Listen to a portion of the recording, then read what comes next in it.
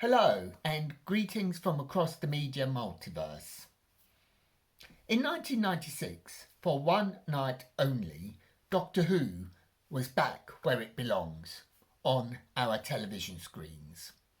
Introducing a new Doctor in Paul McGann, this American co-funded TV movie was set to take on the US giants of the day, Star Trek, Buffy the Vampire Slayer. Only it didn't. On British television, it was a complete and utter hit, but in America, audiences never materialised. Putting this movie on opposite one of the top rated shows in America was never going to work. But this movie does have going for it more than is immediately obvious. This was the show that would help to inform the next proper series of Doctor Who in 2005. The Paul McGann TV movie is an important element of the Doctor Who magic.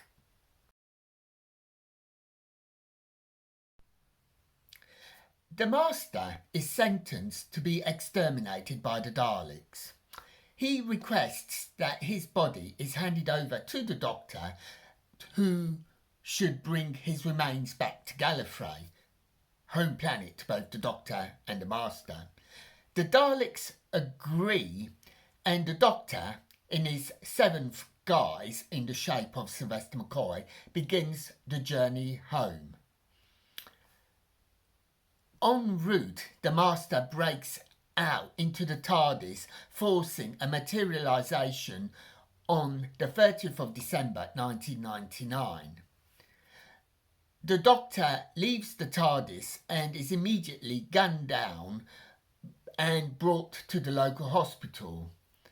There, Surgeon Grace tries to remove the bullet but gets lost in the Doctor's innards, because he is, after all, an alien, and in doing so, she kills him, or so she believes. In reality, she forces a delayed regeneration.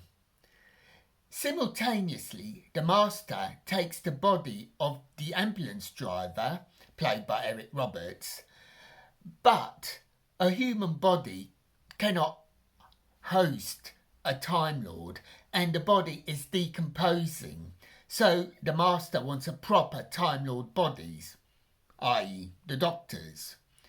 And in doing so, he opens up the Eye of Harmony, which in turn will have devastating consequences for the planet Earth.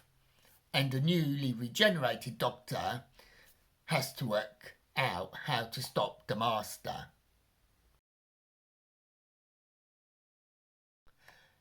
The first thing to say about this movie is how good Paul McGann is as the Doctor. He is charm personified. I love his enthusiasm and I love his earnest goofiness. Also, Daphne Ashbrook as Grace, a potential assistant, is also another joy. She is brilliant. Had this gone to series, I'm sure they would have made a good double act.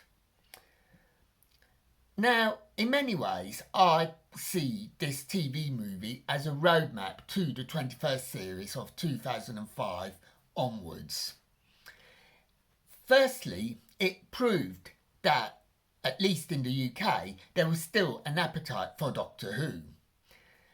And also, within the storyline, it broke certain taboos, such as the Doctor kissing the companion. McGann doing it here made it easier for Eccleston, Tennant onwards.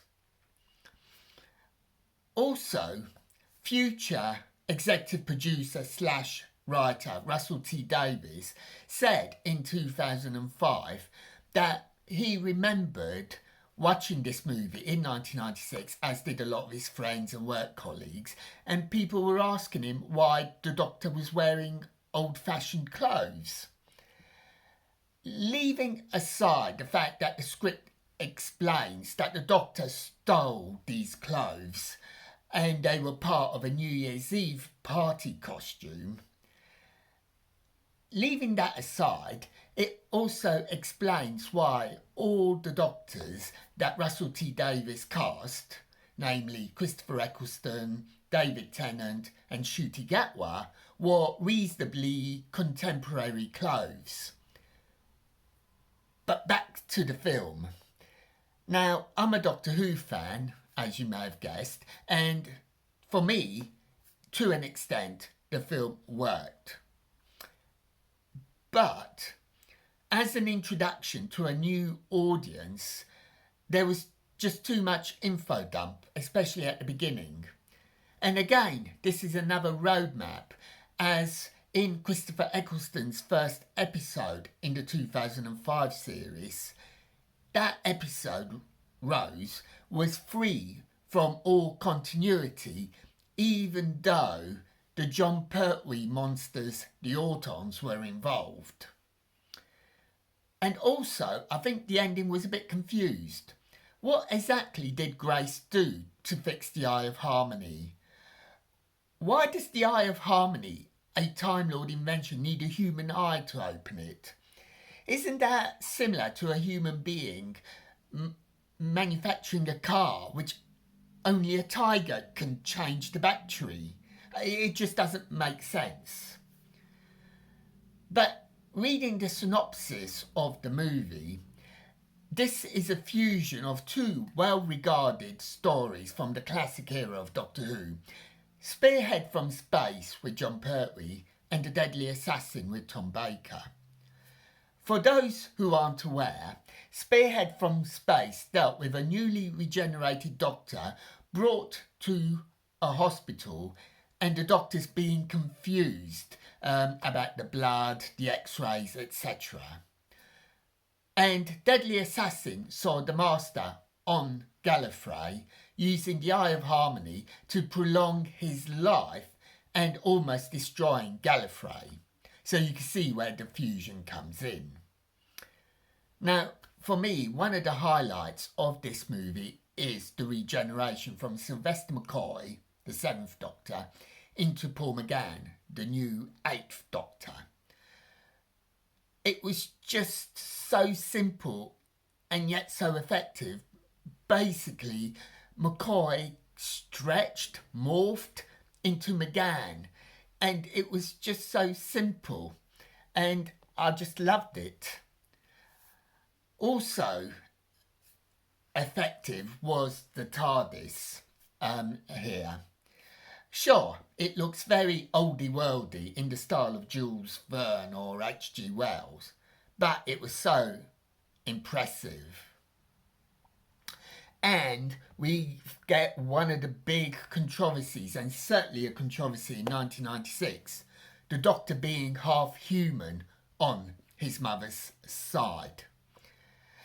Today, that revelation is pretty much fully forgotten, but it is still there, and to me, it's still valid. Nothing that's happened in The Timeless Child negates that, and I have done a separate video explaining this in more detail, and there will be links at the end of this. So to sort then, yeah, overall, this is not a standout episode by any means. And it is McGann and Ashbrook performances that make this work. But also, the importance of this production is its role as a roadmap to the future, making this a must-have in the Doctor Who canon.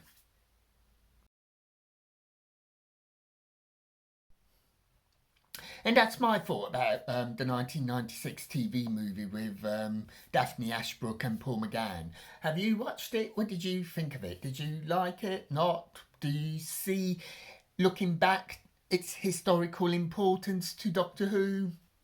Grateful for any thoughts.